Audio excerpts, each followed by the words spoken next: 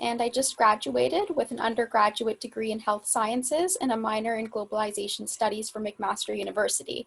I'm an executive member of the Hamilton Coalition to Stop the War in Hamilton, Ontario, Canada, and I will be your moderator for this evening's Zoom to elect Dimitri.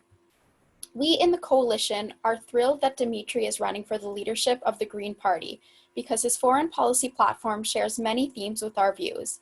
We feel that when Dimitri is elected leader of the Green Party of Canada, there will be a seismic change for the better in Canadian politics, and Canada's foreign policy would become more peaceful, more just, and fairer to all the people of the world.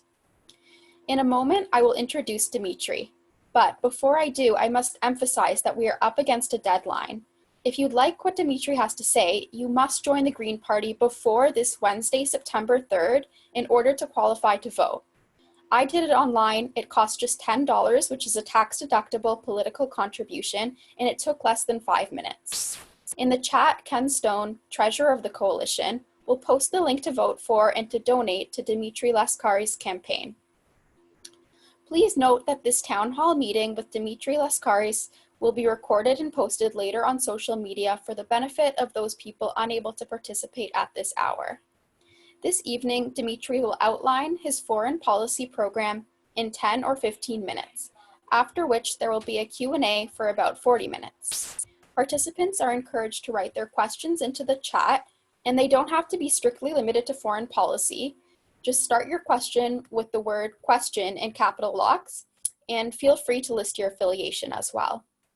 So now, with that being said, I'll go ahead and introduce Dimitri. Dimitri Lascaris is a lawyer, journalist, and activist. After graduating from the University of Toronto Faculty of Law in 1991, Dimitri began his legal career at the Wall Street law firm of Sullivan and Cromwell, first working from the firm's New York offices and then joining the firm's offices in Paris, France. In 2004, Dimitri joined one of Canada's leading class action law firms, Siskins LLP. While at Siskins, Dimitri co-founded and led Canada's largest and most accomplished team of securities class action lawyers. From 2004 to 2016, the Siskins Securities Class Actions team recovered more than $450 million for aggrieved investors. In 2012, Dimitri was named by the Canadian Lawyer magazine as one of the 25 most influential lawyers in Canada. And in 2013, he was named by Canadian Business magazine as one of the 50 most influential persons in Canadian business. Canadian Business magazine described Dimitri as the fiercest legal advocate for shareholder rights. In July 2016, Dimitri retired from Siskins in order to devote himself to journalism, activism, and pro bono legal work. He's been a correspondent of the Real News Network and is currently a member of its board of directors. In Canada's 2015 federal election, Dimitri ran for the Green Party of Canada in the riding of London West. Subsequently, he served as Justice Critic in the Shadow Cabinet of the Green Party of Canada and as Justice Critic in the Shadow Cabinet of the Green Party of Quebec. In 2018, he was elected to be a member of the PVQ's Executive Committee, and in March 2020, Dimitri announced his candidacy for the leadership of the Green Party of Canada. So with that being said, you may go ahead, Dimitri. Thank you very much for having me on this evening. It's a pleasure to be with so many comrades from the peace movement. A tremendous respect and affection for so many of the people on this call. I don't know you all, but you are doing, as Lloyd Bankfine of Goldman Sachs once infamously said, God's work. So let me start by acknowledging that I am currently visiting Ottawa, and I'm on the land of the unceded territory of the Algonquin Anishinaabe people, and the Algonquin people have lived on this land since time immemorial, and I'm grateful to have the opportunity to be present in this territory. So I think it's useful for me to talk about the personal experiences which, and personal history which animate my views about foreign policy and international relations. And it has very much to do with the world out of which my parents emerged when they came to Canada in the 1950s as impoverished immigrants with no high school education from a devastated Greece.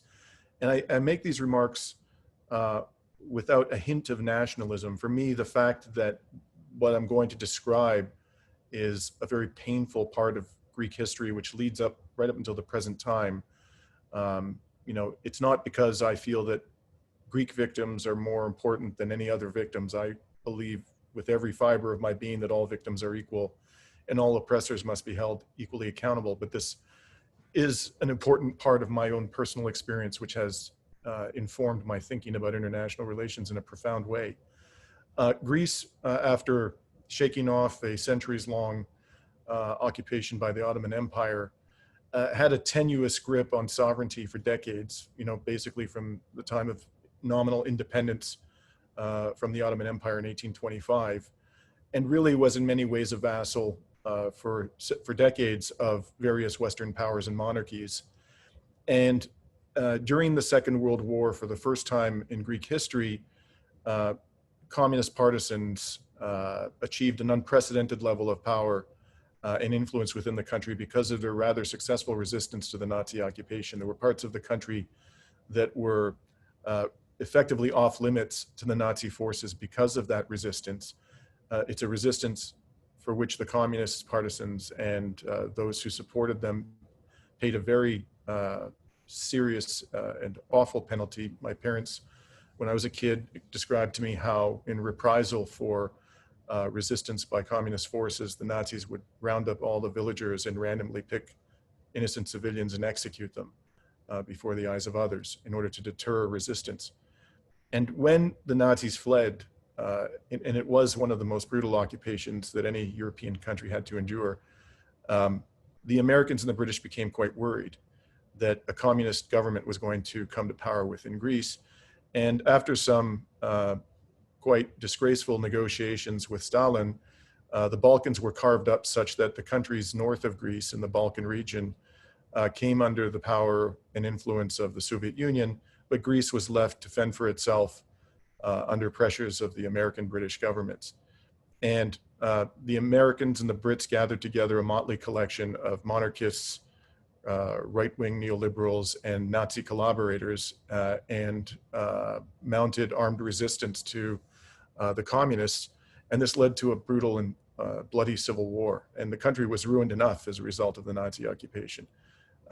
After years of that terrible struggle, the country lay in ruins, and my parents, not having any desire to leave, were forced to do so because of an almost complete lack of any kind of decent economic opportunities, and they came to Canada really out of economic desperation. And then so they arrived in the 50s, and I was born in the 60s and raised in London, Ontario in the 60s and 70s.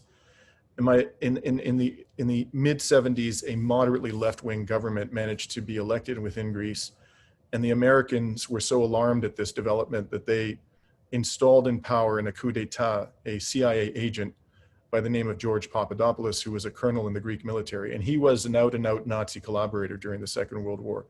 And how do I know that he was a CIA agent? Because the American government admitted this in declassified documents years later. And the very first time I went to Greece, I remember I was about 7 years old. It was during the dictatorship. My father, from the time I was a little boy, was very political. He was constantly engaging people in political debates. And when he took me to his village, I remember very distinctly sitting in the square with the villagers, you know, many of whom he knew personally from his childhood. And he was trying to engage them in political debate, and they simply wouldn't talk to him because they were terrified by the dictatorship, of saying anything that might run afoul of the dictator. And ultimately, Papadopoulos was overthrown in large part due to the resistance of students at the Athens Polytechnic, many of whom died in an attempt by the dictatorship to crush the uprising. And for many years, the police and the military were forbidden from entering university campuses in Greece. That was recently changed, by the way, but for many years they were forbidden from entering university campuses because of those awful events. And ultimately, Greece shook off the dictatorship and for some period of time exercised probably what was in its history an unprecedented degree of sovereignty. But then came the Eurozone and the financial crisis of 2010. And Greece at that time, whose economy was very much a kleptocracy, to be frank about it. Not that the Greek people were any less hardworking than any other Europeans, but there was an oligarchy very much in power in Greece, which was robbing the country blind. And this oligarchy was in control of the banking industry, and the banking industry was rampant with corruption and fraud, and managed to borrow nonetheless huge sums of money from French and German banks, which as a result of the global financial crisis were themselves teetering on the brink of collapse in 2010. And so to bail out the French and German banks, which had lent so much money to these corrupt and kleptocratic Greek banks, the Eurozone and the IMF and the European Commission forced the Greek government to borrow an insane amount of money for a country having so small an economy in order to enable the corrupt Greek banks to pay off their creditors, the European and French, the French and German banks that were teetering on the brink of collapse.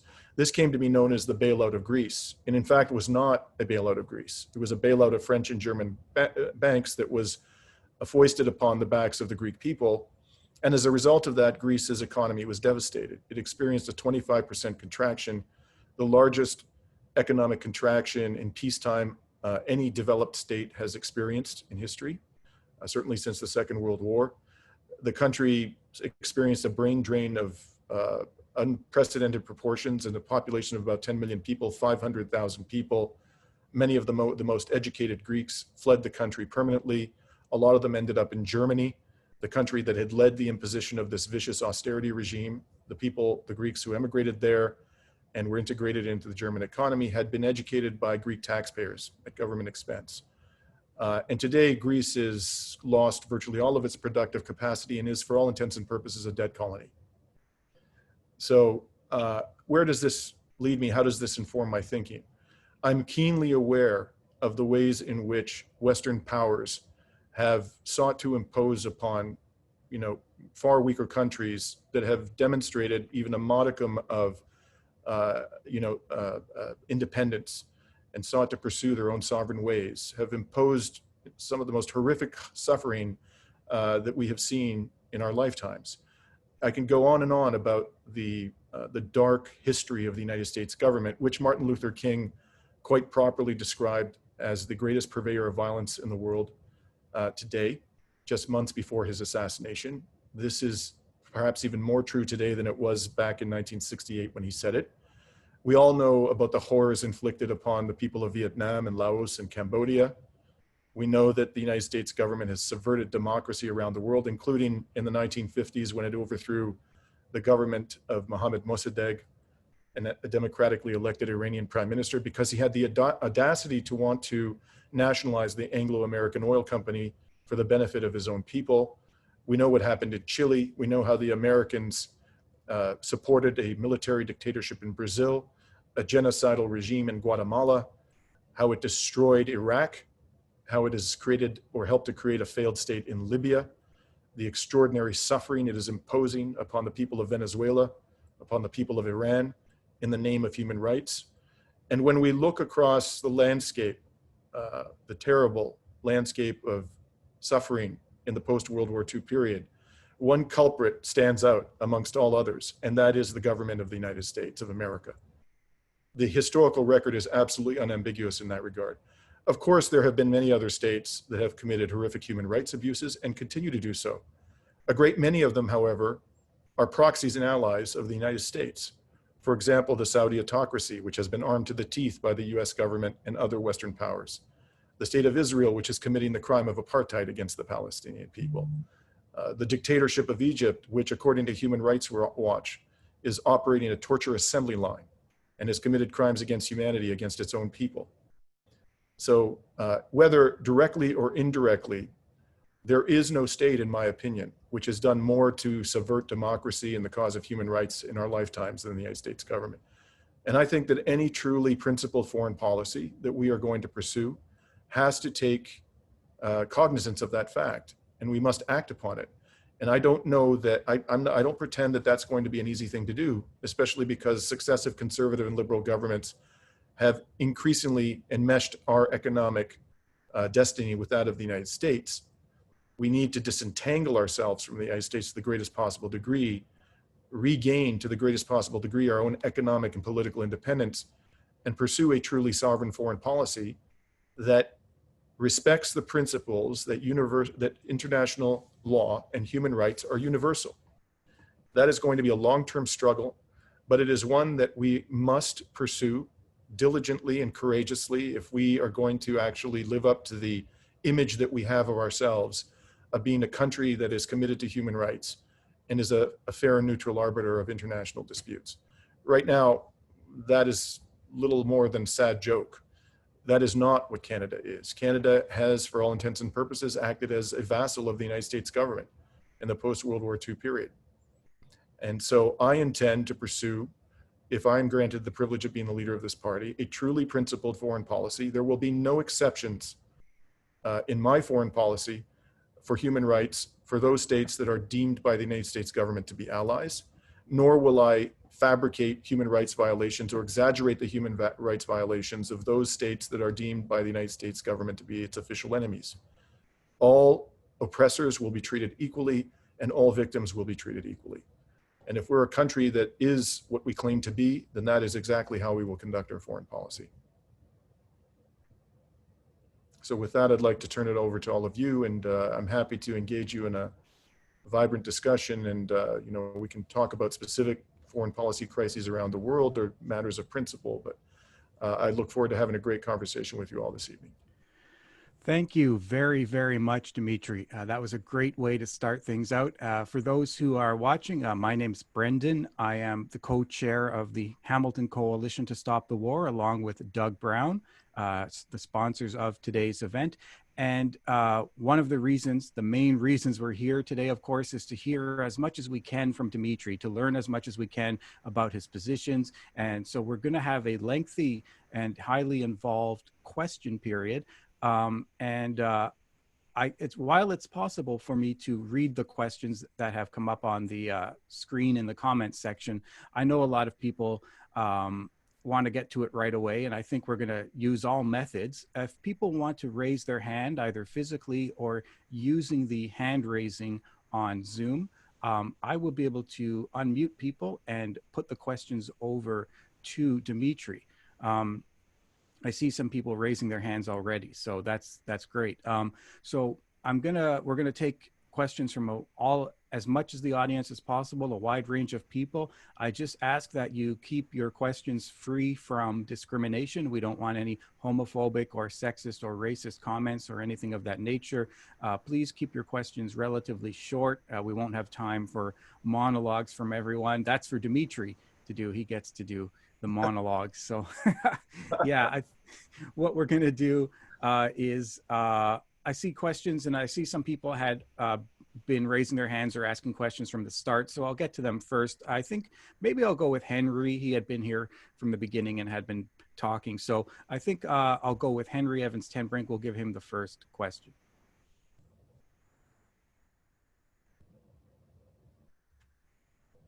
But you have to click the unmute button. Yep. Hi, Dimitri. I'm amazed at how similar our family histories are. I have a great uncle who was also the victim of Nazi reprisal in the Netherlands. He was shot in reprisal for an attack on a Nazi unit.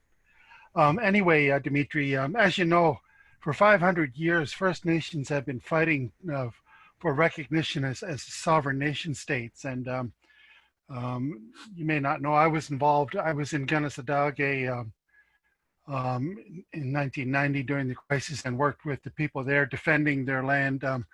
So I'm wondering what you will do to recognize First Nation sovereignty as sovereign states.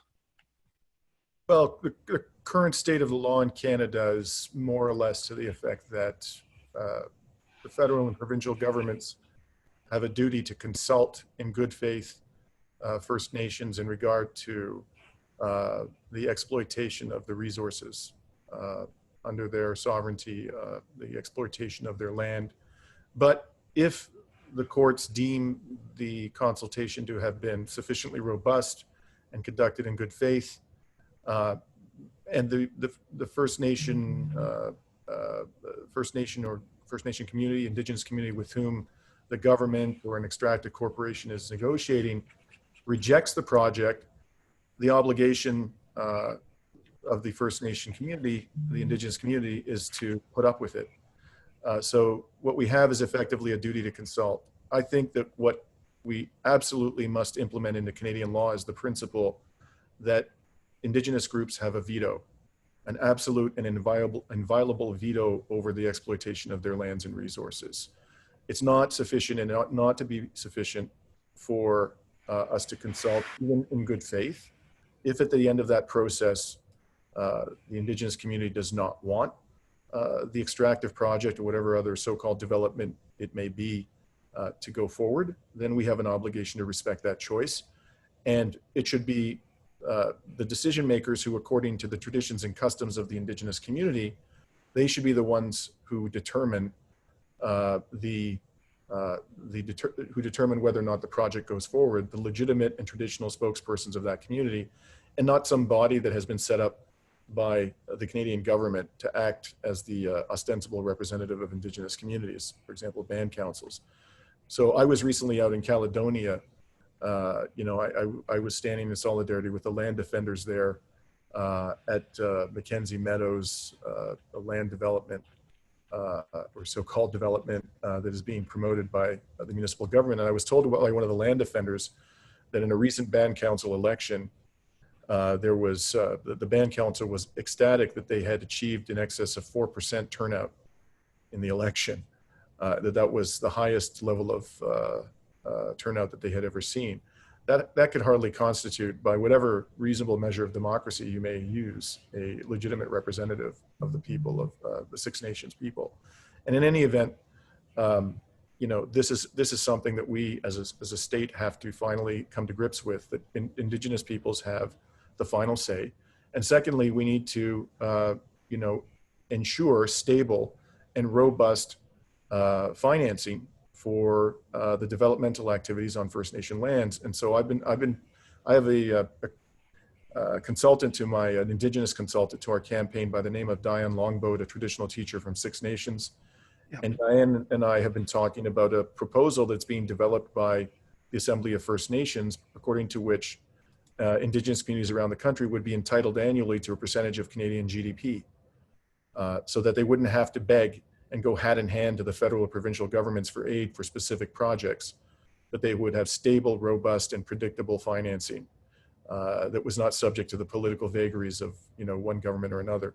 I am fully supportive of that concept. It's just a question of what is the appropriate formula, but a percentage of GDP seems to me to be one that is eminently sensible, and the only way that we can both adequately compensate Indigenous peoples for the genocide to which they have been inflicted and ensure that they achieve true sovereignty going forward.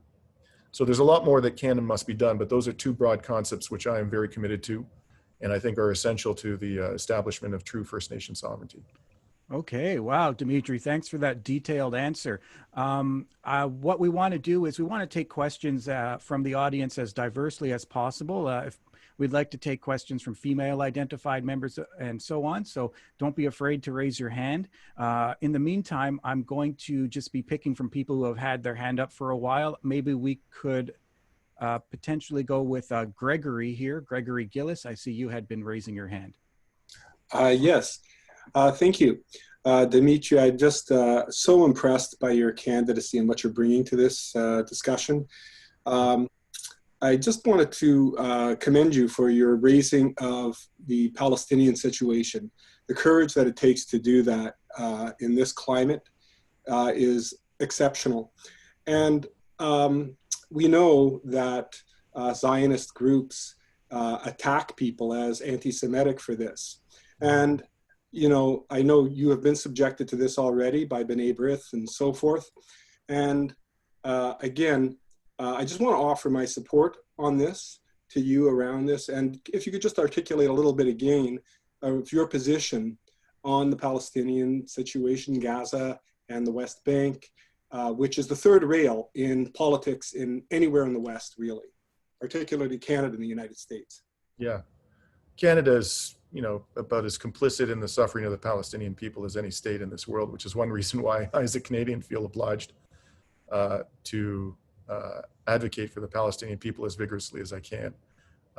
I'm responsible for the acts of my government, as Noam Chomsky so eloquently argued when he was constantly attacked for criticizing the foreign policy record of the United States government.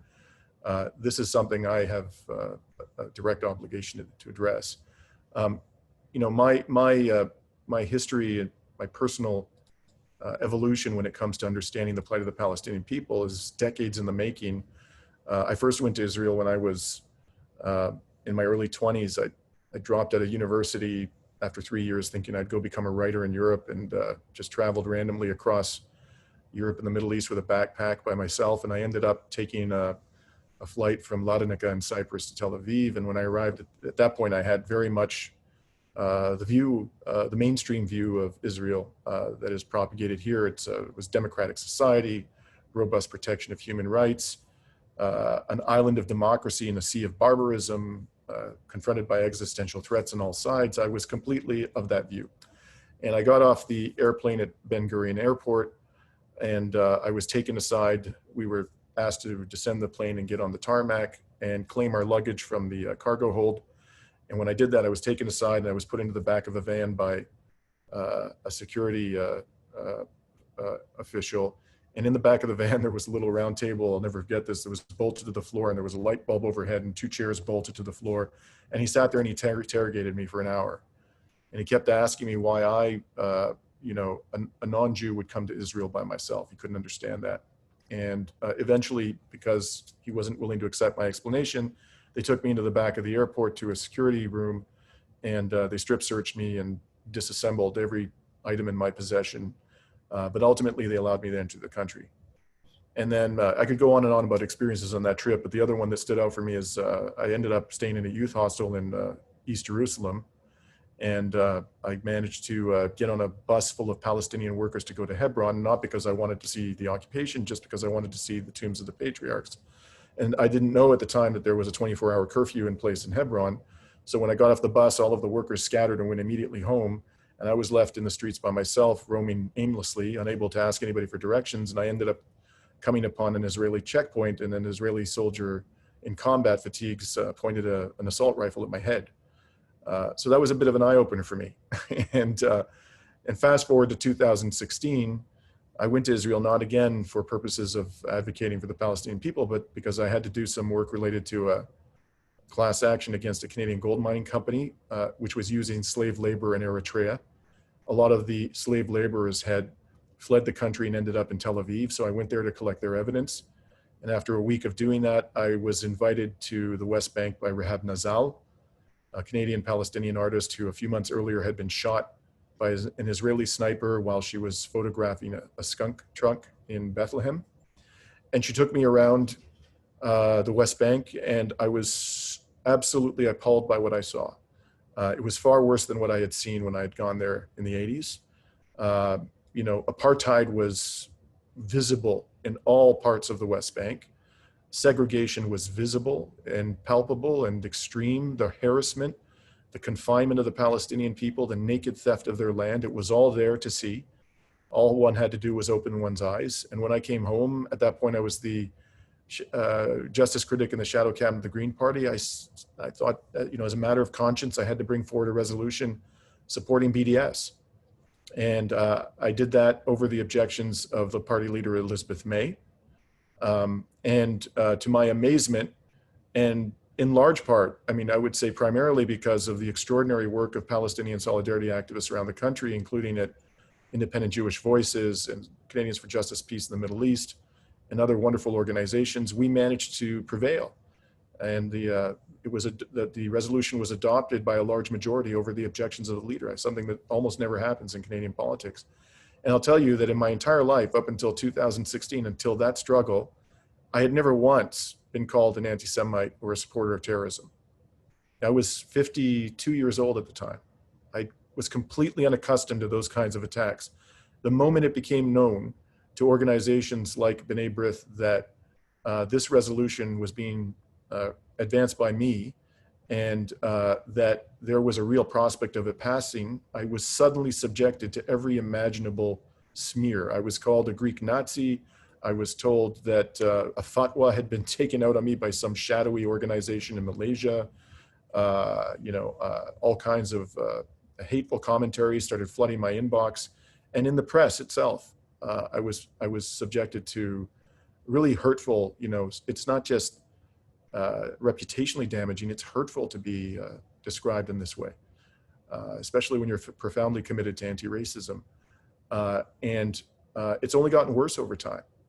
And I'm one of the fortunate ones because at the time that this happened, I was for the first time in my life economically secure. So, they couldn't take away my livelihood from me. But there's so many other people, the vast majority of people in the Palestinian Solidarity Movement, they're extraordinarily vulnerable, especially the young ones on university campuses. And what is done to them by pro-Israel groups, the reputational sabotage that is inflicted upon these young people and other activists who of limited means, I think is absolutely unconscionable.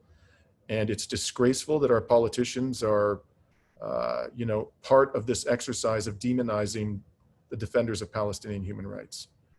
So I'm fortunate to be somebody who can do this. I can endure those attacks because I'm not economically vulnerable. I feel I have an obligation to kind of stand in the front line and do that.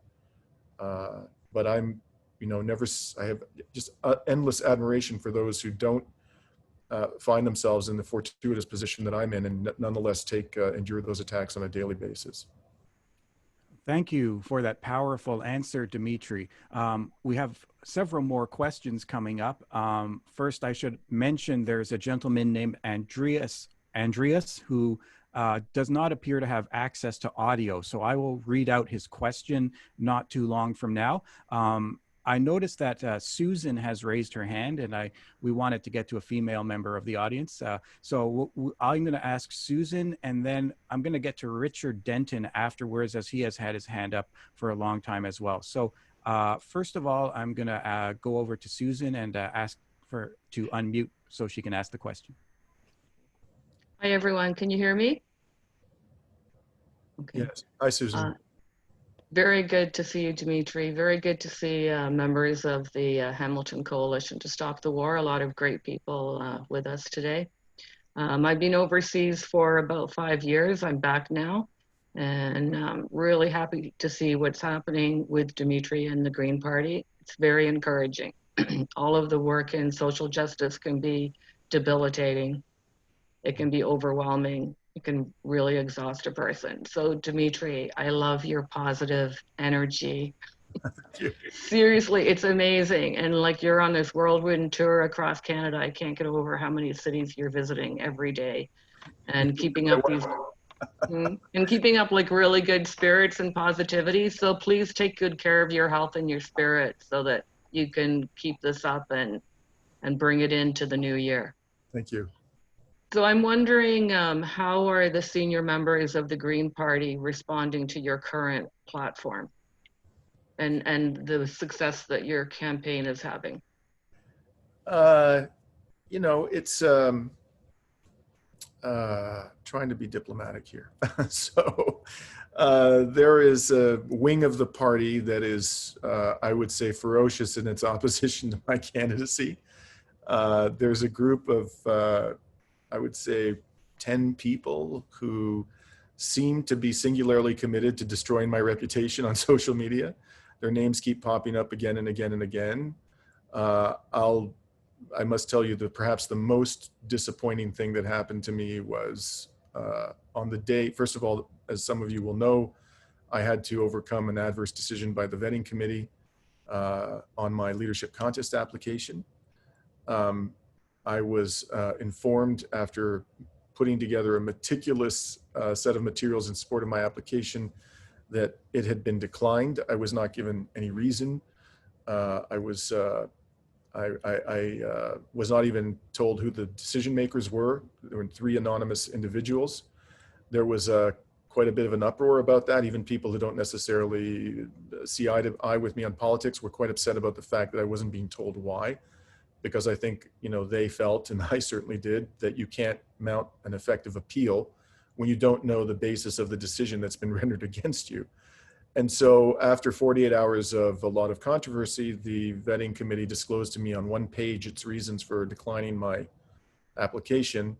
And I've been told that I'm not at liberty to disclose those reasons. But I don't think that any of it would surprise anybody on this call. And I then submitted a 16-page response, and I had the opportunity to speak to a 5-person appeal committee, the leadership contest committee, whose identities were known to me. We had a face-to-face call over Zoom, and they thankfully allowed me into the race. And I think that they did the right thing, and they decided that ultimately whether they agree with my politics or don't, it's up to the members to decide. But then on the very day that the decision to let me into the race was announced, the president of the Federal Council, Jean-Luc Cook, smeared me on his Twitter feed. On that very day when I was let into the race, Jean-Luc Cook actually debated me in 2016 at the University of Ottawa. He wasn't the president of Federal Council at that time, but he was a fellow member of the Shadow Cabinet on the question of BDS. And I think it's fair to say that Mr. Cook is quite, supportive of the state of Israel. Maybe not unequivocally so, but he certainly is more supportive than I'm prepared to be. And since then, there has been a cascade of smears, frankly, I've had to deal with. It's the same people, it's a small group of people. And I have lots of reason to believe that there are other people more influential than them within the party who don't want to see me succeed. I think a lot of it doesn't have to do with Israel. I think a lot of it has to do with the fact that I'm a declared eco-socialist. And there is a right wing of the party that is, opposed to a shift to the left. And they would be opposed no matter who the candidate was who was advancing it. So there is a group that is, quite determined and influential, I think it's fair to say, to prevent any candidate like for me from winning the leadership. But I think that the base, very large proportion of the base, how much I don't know, we don't have any polling data, is very, very supportive of this vision. And they're very supportive of the Palestinian cause. They're very supportive of a truly principled foreign policy. There was a poll done. First of all, the resolution which ultimately emerged from this struggle in 2016, which calls for sanctions on Israel, and we're the only party in Parliament that has a policy formally calling for sanctions on Israel, was ratified by over 90% of the persons who voted, and a very large proportion of the party's members voted. There was a poll done last year by Forum Research on Canadian attitudes towards socialism, and 58% overall had a positive attitude. In the Green Party, the number was 69%. And something in the range of 60% of Green Party members had a negative view of capitalism. And one of our core values is nonviolence.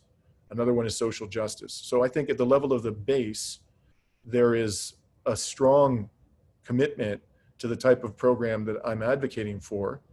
But there is a right wing of the party, and a number of those people occupy positions of influence, and they're opposed, and they will do what they can to prevent a candidate like me from me winning. I don't think that'll surprise anybody on this call. I mean, we saw what happened to other candidates in much more complex and challenging circumstances, like Bernie Sanders in the United States, Jeremy Corbyn. The establishment will put up ferocious resistance to a truly progressive, principled foreign policy, domestic policy, and to transformational changes that affect the power of the elites. So there's no surprise here. It just underscores the importance of us being unified and all of our allies coming together to support a campaign like this. I certainly can't do it alone. I need all the help I can get. Thanks, Dimitri. Getting a lot of interest here. People are still joining the meeting, actually, even now.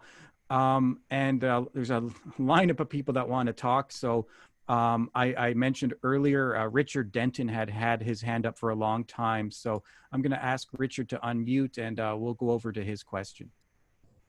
Thank you very much, Dimitri. I was very impressed with your introduction, and I've been impressed with your webpage. I'm with Thank you, Richard. Physicians for the Prevention of Nuclear War. And so my colleague Helen Caldicott has endorsed you. And so I'm very impressed with that. My question is, we have the Green New Deal. That's going to cost money. Where is the money going to come from? And I was wondering From the military point of view, the president to the south of us has suggested we go to 2% of our gross national product to support the military. What are your views on that? Mm-hmm. And if you could just sort of comment on how we're going to pay for social programs and in connection with the military. So of course, the 2% of GDP requirement, as many of you will know, is the NATO guideline for military expenditure. I think we should get out of NATO as quickly as we possibly can. This is an organization that is militaristic. It's destabilizing large parts of the world. It's heightening nuclear tensions with Russia and China. When you look at the distribution of US and allied military bases across the world and the total expenditure by NATO countries, which is a large multiple of China's and Russia's military spending combined, the notion that this is a defensive alliance is completely preposterous. This is a belligerent, offensive military alliance that is bent on global hegemony, and we should get out of it as quickly as we possibly can. And quite apart from its destabilizing nature and its anti-democratic nature, there is this whole question of what are we going to do with the limited resources available to us to save our planet and convert our economy into one that is sustainable and socially just. We cannot be spending money on merchants of death, foreign military bases, and other militaristic operations when we need to be devoting every dollar at our disposal to resolving the climate emergency. There is no military threat confronting this country of any significance, let alone one that is comparable to the threat posed to our country by climate change. And we have the largest undefended border in the world. We have no hostile military force on our borders, on our coastline.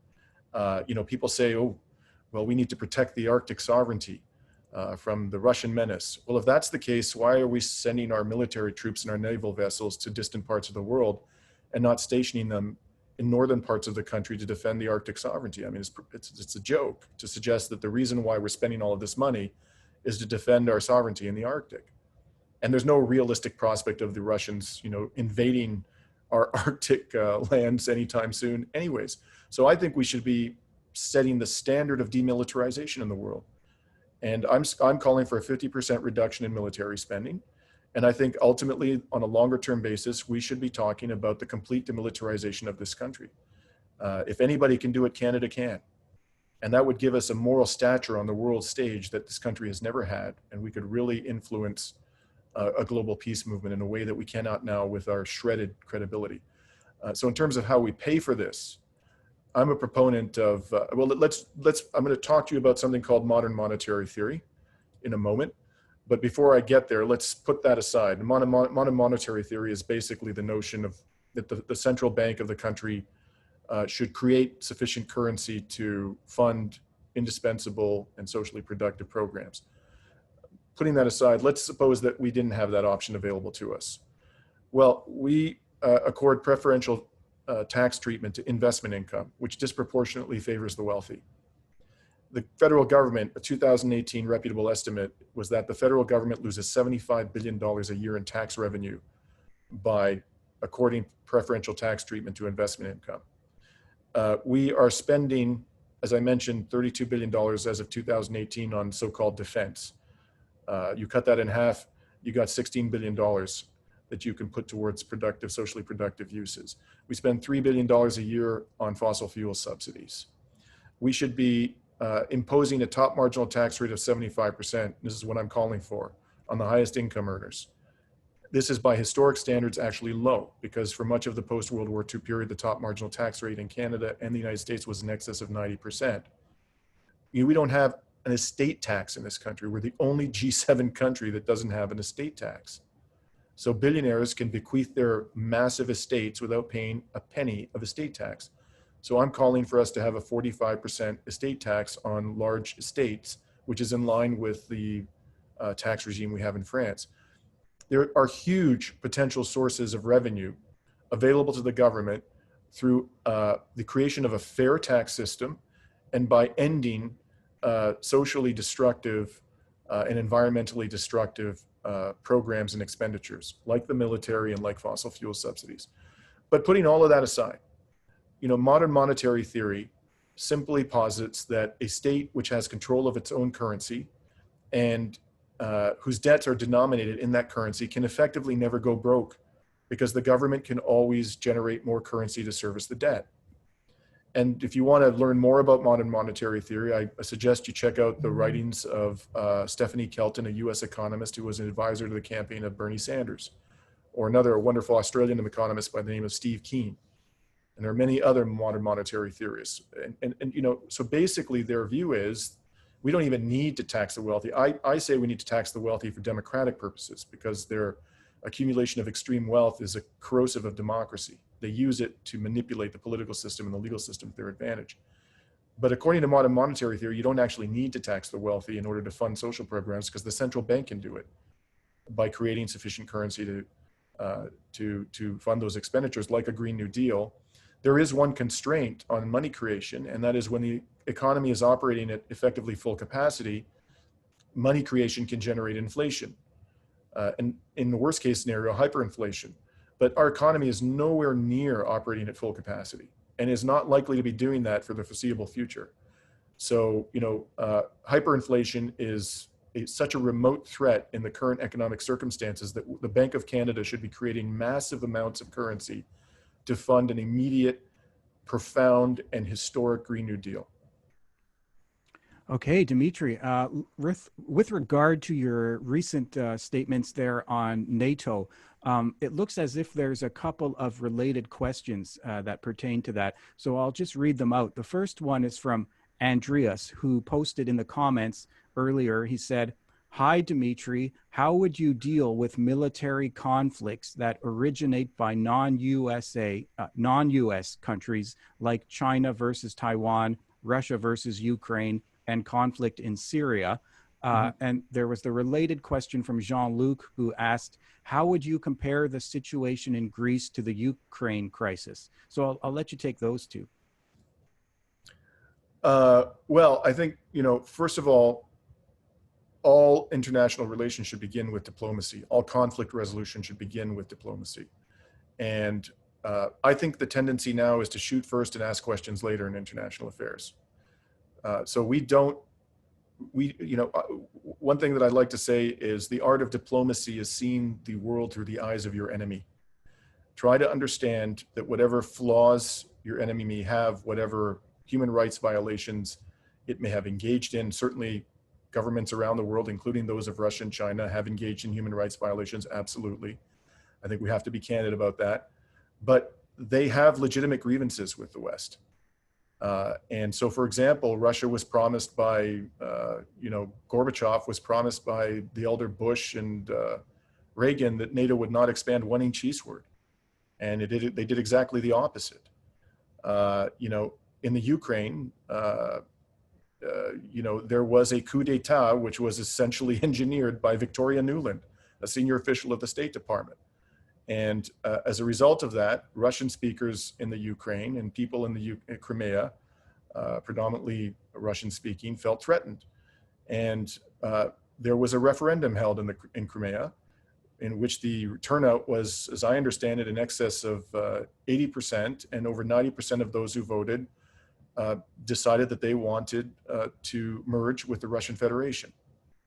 So if you look at that situation and you compare it to what happened in East Jerusalem in the 80s, when Israel formally annexed East Jerusalem in flagrant violation of the 4 Geneva Convention, how did the West react to that?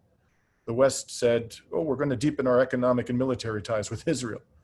But when Crimea, the people of Crimea voted for merger with the Russian Federation, we responded by imposing severe sanctions on Russia. So, it's not surprising that people like Putin, and I'm no fan of Putin, not at all, but it's not surprising that Putin would say, this is hypocrisy. You have no moral authority to tell us that we can't merge with Crimea as a country when you yourselves are deepening your economic and military and political ties with a state which by your own admission is violating the 4 Geneva Convention by illegally annexing East Jerusalem and the Golan Heights, and now potentially the West Bank. So we have to have the moral authority to go to these countries like China and Russia and say, we insist upon you respecting international human rights and international law. We don't have that moral authority now. We have to engage them in a full and robust diplomatic discourse. If and when that fails and all diplomatic options have been exhausted, then I believe the appropriate course of action is to employ economic sanctions. But the economic sanctions must be designed to deal with the violators of human rights and international law and not impose suffering on innocent populations, which is not the hallmark of Western sanctions regimes. You look at what has been done to Iran, what was done to Iraq, which was criminal, what was done to Iraq, and what's being done to Iran and to Venezuela. There was a reputable study that over 40,000 civilians in Venezuela have been killed by the sanctions regime the United States and its allies have imposed upon Venezuela. So the sanctions have to be designed in such a way as to deal with the perpetrators and avoid, to the greatest possible degree, any suffering to innocent civilians. If that fails, then the appropriate step is through multilateral Charter in accordance with the provisions of the United Nations Charter. And even then, the military action should be done in a way that that causes minimal harm and is proportionate to the wrong that is sought to be addressed. If you can't do it in accordance with the United Nations Charter, which was set up precisely to deal with these sorts of international crises, then military action should not be resorted to. End of story. Unilateral military action, so-called human rights interventions carried on by the militaries of the West have caused far more harm than good. So that is the general pattern or the structure of approach that I would take in terms of dealing with international conflict zones and human rights violations by other states, whether it be Russia, China, any other country, or a Western ally. Thank you, Dimitri. And we have a couple of questions. First, there was the second part of Jean-Luc's question. He was asking, what is your stance or position or program on inclusivity and accessibility? So that was a question. And second, I received a message from Robert, and I'm going to unmute him here as he has also been waiting to directly ask you a question. And yeah, I think you're good to go, Robert. I'm sorry, am I waiting for Robert's question? Yeah, I thought he was gonna. Okay. 1 second. Let me see if we can get to Robert. In the meantime, if you want to answer the question about accessibility, I'll see about Robert's audio. So that question is a bit broad. Could you be a little more specific in the question? When you say accessibility and inclusivity, could in what context in particular?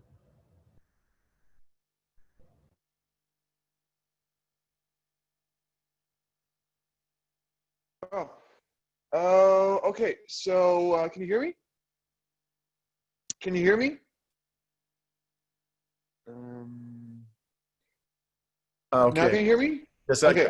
I can hear you. I couldn't unmute myself. Sorry, go ahead. You seem to be having some communication difficulties there. Anyways, so first of all, I'd like to say I'm really impressed with what you said.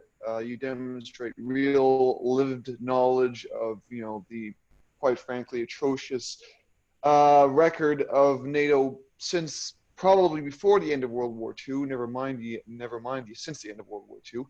I've done quite a bit of deep diving into history on YouTube, and there's a huge amount of very publicly accessible stuff on. Yeah, we did all this stuff. I mean, it's public knowledge if you want to look at it, but people don't want to look at it. Jean-Luc, we'll have to ask you to keep your question short, please. Sorry. Yeah, sorry. So, anyways, one of the question I would have is how would you deal with, for example, ISIS? Because ISIS is an international level problem. It needs to be dealt with as an international problem. And that's one of the things that, as you said, you're not exactly a fan of Putin, but Putin has been pretty open about we need to deal with this as a world because it's a worldwide problem. It's not isolated to any one country. It's kind of like COVID. It doesn't respect any one border. It's coming for everybody, basically, at some point. Thank you, Jean-Luc, and we'll get to your question in just a moment. Finally, Robert indicated that he was having a microphone issue, but he has submitted his question by text, and that is, we would like to know from Dimitri about the process for those of us who have joined to support him. So if people want to support you in the Green Party race, what can you tell us about the process that's involved for people? When is the first important vote? And what is going to happen as the contest unfolds? So I'll leave it up to you, Dimitri, if you want to take those questions. So ISIS is, of course, a horrific organization that's caused immense suffering, principally to people, civilians in the Arab and Muslim world, not principally to citizens of the West, although it certainly has caused atrocities, has committed atrocities in Western states as well. There's no doubt about that. And I think for us to deal with organizations like ISIS, just like, you know, any complex problem that we confront, we have to get to the root of what led to the existence, the rise of this horrific organization. And I think it's quite clear what led to the rise of this organization, and that is Western imperialism. Is the reason why ISIS exists. It's the reason why Al-Qaeda existed and continues to function in some parts of the world today. So I had a debate with the other 2 months ago with somebody who was a senior analyst at CSIS by the name of Phil Gursky. He's a columnist who writes for the Hill Times. And Mr. Gursky kindly invited me onto his program, and we were talking about the true nature of terrorism, the true nature of causes of terrorism. And I told him then, and it's not a popular view in Canadian politics, it's certainly not one that's going to win me any friends from the establishment, but I think that the evidence is clear that the terrorism we see coming from organizations like ISIS and Al-Qaeda is emanating from a rage, a desperation, a sense of futility that our governments, our armies, our proxies are acting with complete and utter impunity to oppress peoples in the Arab and Muslim world. You know, I mean, I don't know how anybody could deny that to be the case. When you look at what we've done to Iraq, ISIS, as I understand it, grew out of the destruction of Iraq, which was a criminal war of aggression led by the governments of the United Kingdom and the United States, for which not one American or British political or military figure has been held accountable. You know, the Americans, what did they do in the aftermath of the so-called War of Terror, in the course of conducting the so-called War of Terror? They rounded up Muslim and Arab men and took them off to Guantanamo and other black sites and subjected them to torture. And this was subsequently acknowledged by Obama to have been done. Obama himself, when he was running for the Democratic nomination in 2007, acknowledged that the United States had committed torture. And as soon as he took power, he shielded CIA tortures from prosecution, and not one was held accountable. So people in the Arab and Muslim world see this, and they see the suffering, and they see the destruction and the civilian casualties being inflicted upon them by Western military forces. They see the brutal oppression of the people of Palestine, and they become angry. They become enraged. Most of them do not resort to violence. Overwhelmingly, in fact, I'm amazed at how little people from the Arab and Muslim world, in the face of these atrocities that have been going on for decades, resort to violence. But some of them do. And the overwhelming reason for that is not their religion. It's that they are extremely angry and they resort to this type of behavior. So I think the number one way that we will counter this type of horrific activity is not by bombing the bejesus out of countries like Syria and Iraq, but by actually looking at ourselves and understanding how we ourselves are causing, our governments and our militaries are causing immense suffering in these parts of the world. And I truly believe, maybe I'm an optimist, that this type of terrorist activity will become a thing of the past. I mean, there may be isolated incidents in which it occurs, but it will become a thing of the past if we actually begin to respect the human rights of the peoples who are suffering from Western militarism. Thank you, Dimitri. Got a comment here. Right on, so impressive. Trudeau is a lightweight, I guess, in comparison to yourself. So a positive comment there. Yes, so there was the other question by Robert, but before I repeat his question. I wanted to know, how much time do you think you have left to answer questions? We're at 8 o'clock now, so it's coming close to the time where we end this, I think. 15 minutes or so. Okay, we'll see what we can do. We got a couple questions at least. So first, yes, Robert Allison had indicated that he was very curious about the process. In fact, he's telling me now that he thinks his audio is working. I'm gonna see if I can unmute him, and Robert can ask the question. Okay, can you hear me? Yes. Oh, cool. First of all, I've been really impressed with the campaign and that you're bringing all of these things into the discussion.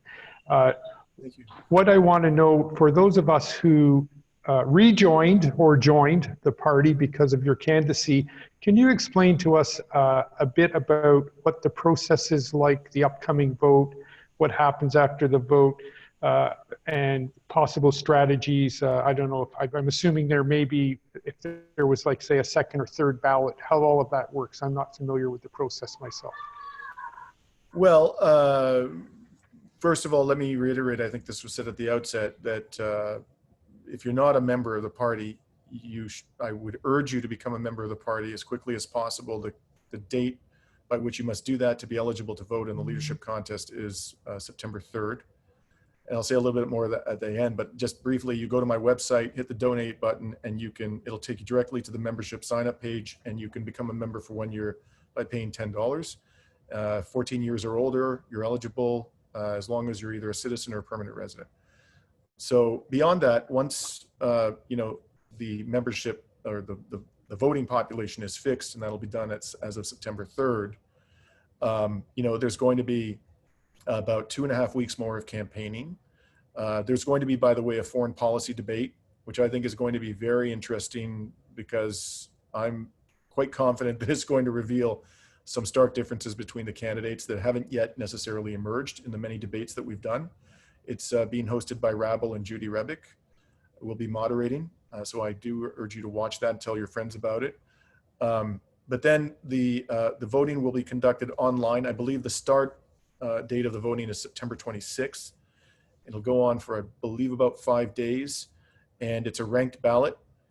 So, you should not only be thinking about who your number 1 choice is, but who your number 2 and your number 3 choices will be. And you can rank all of the candidates. I think there's probably going to be somewhere between 6 and 8 candidates on the final ballot. There'll be at least 6.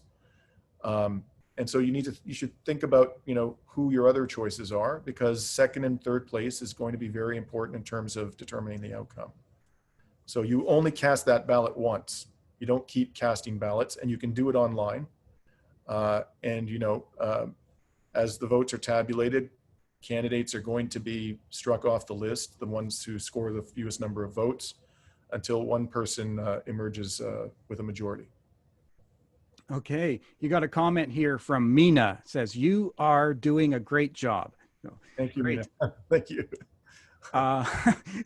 Just with regard to membership and enlisting, depending on how you sign up for membership to the Green Party, I understand your donation or the fee you pay can go directly to Dimitri. In the Facebook page for this event on the Hamilton Coalition to Stop the War website, it's indicated at the bottom, there's a link to how to join the Green Party. If you follow that link, it goes to the Dimitri Join Green Party section. And I think the $10 goes to Dimitri's campaign. That's my understanding of that process. In fact, on that note, Ken has been waiting a long time to ask the question there. So I think what I'm going to do, I'll unmute, and you've been waiting more than an hour, so I'll let you do that. Can you hear me? I can hear you, Ken. Yes. Hi, Dimitri. Very good presentation. Impressive. I have a question, and that is, what is your view of the arrest and extradition of Meng Wanzhou in Vancouver? Well, this is, emblematic of the hypocrisy of Canadian government foreign policy. She is accused by the United States government of having committed fraud in connection with a scheme to evade sanctions on Iran. As many of people on this call will know, the Obama administration negotiated a deal which was widely supported. It was hated by the neocons in the United States, but it was widely supported by Western governments, pursuant to which very considerable restraints were imposed on Iran's ability to develop a nuclear weapon. And I just want to pause there and say, while I am absolutely supportive of efforts internationally to prevent the proliferation of nuclear weapons, there is a deep-seated hypocrisy in what was demanded of Iran because, of course, Israel has the Middle East's only nuclear arsenal and is the only state in the Middle East that refuses to accede to the Nuclear Non-Proliferation Treaty. So demanding that Iran surrender all efforts to develop a nuclear weapon while allowing Israel to have a very significant and dangerous nuclear arsenal, which is not subjected to the inspections regime under the Non-Proliferation Treaty, that is the height of hypocrisy. But in any event, I did support a deal that would effectively ensure that Iran would not develop a nuclear weapon. And Iran, as was certified by the International Atomic Energy Agency, was respecting the deal. It was complying with the deal. But Trump, nonetheless, decided to pull out of it for no reason other than reestablishing American hegemony in the region and undermining a government which was unwilling to do that, whatever its flaws may be, and it has many, the government of Iran. It was nonetheless complying with the deal, and the singular reason for which the Trump administration pulled out of the deal is not because it cares one iota about the human rights of the Iranian people, but because it wanted to crush this regime, which is opposing American hegemony in the region. So this is the backdrop to what is happening here in Canada. This executive is being pursued by the American government for evading a sanctions regime, which was profoundly unjust and not even remotely designed to benefit the people of Iran, the innocent people in Iran who are suffering from the sanctions to this very day. So we as a government should have kept our nose out of this. It was not our place to seize this executive of a company. And by the way, what happened, and I don't defend what China is doing at all. It does appear that it is engaged in retaliatory measures against 2 Canadian citizens. And I would, as Prime Minister, demand that they be released immediately.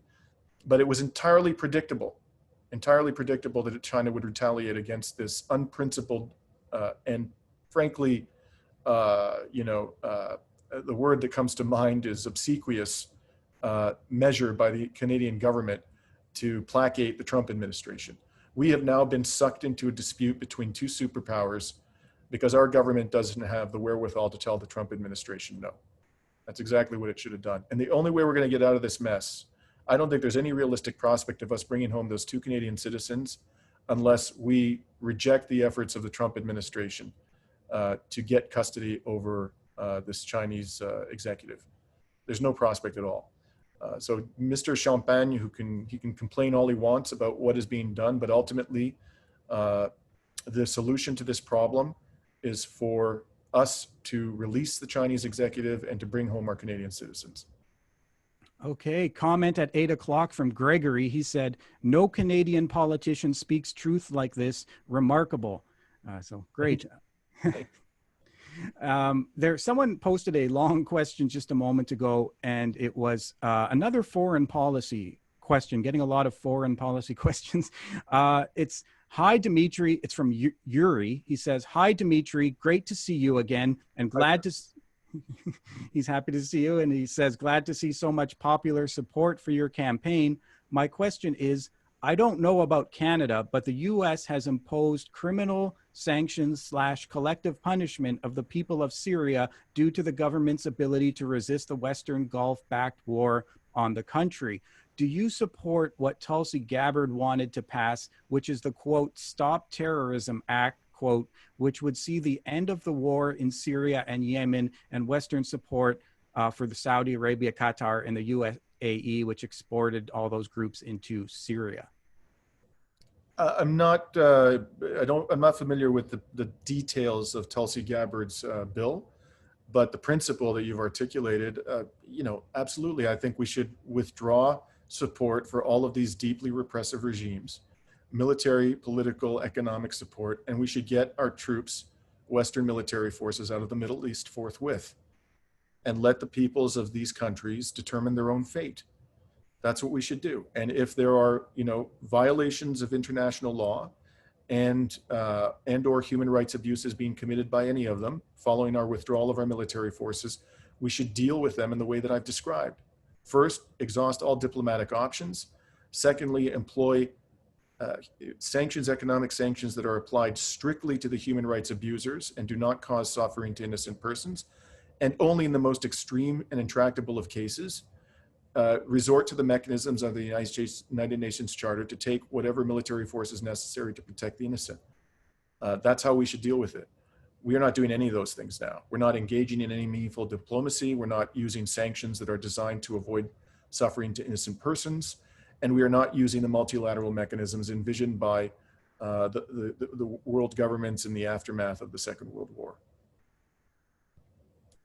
Okay, thank you very much, Dimitri. We're going to be closing out very shortly, coming to a natural closing time. And we're somehow ended up with more people at the end than how we started. So great. Thanks for that. I think we're about to close. I'll pass it over to Hannah. Was there any questions left? Any hands up? You can raise your hand up on this.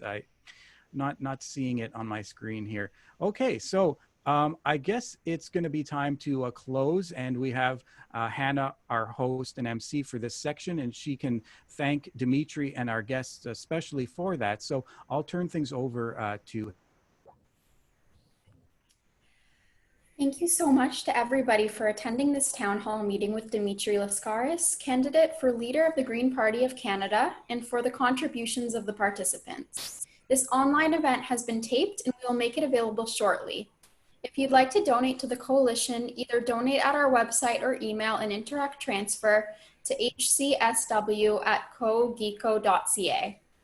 To stay in touch with the coalition, follow us on Facebook and Twitter, listen to Unusual Sources on Wednesdays from 5 to 6 p.m., or check out our website at hcsw.ca.